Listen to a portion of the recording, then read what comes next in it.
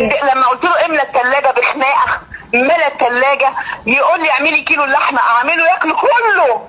نعم. ويقول لي انا جايب الاكل عشان اتمتع. قسما بالله والله وحق لا اله الا الله يشهد عليا رب العباد انك يا احمد يا رجب بتاكل 12 حته لحمه.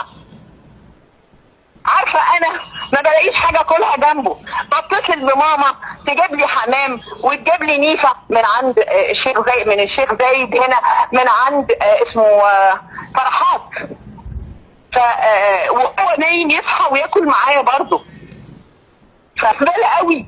انا عمري ما شفت كده. انا كنت متجوزه ابو ولادي ده كان ايده في بقي على طول ياكلني ويقول لي اكبر صدقه يعملها الزوج في حياته انه ياكل مراته بقها. ايه خالص.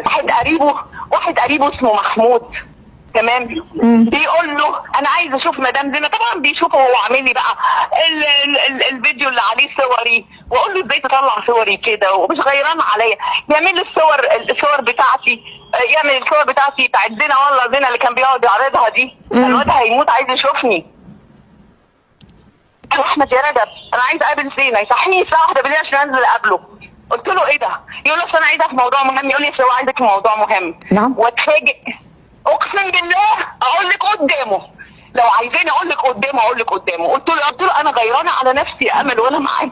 انا فعلا غيرانه على نفسي، هو مش غيران على لحمه. وانا بالنسبه له ما مثلوش شيء، لا مخلفه منه ولا في بيني وبينه حاجه.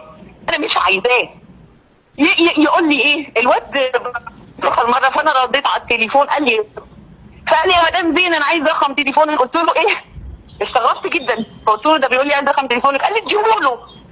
قلت له طب يا حبيبي خد رقم تليفوني 012 76 318 183. اديته رقم تليفون خليه ياخد من اليوتيوب كله مع رقمي.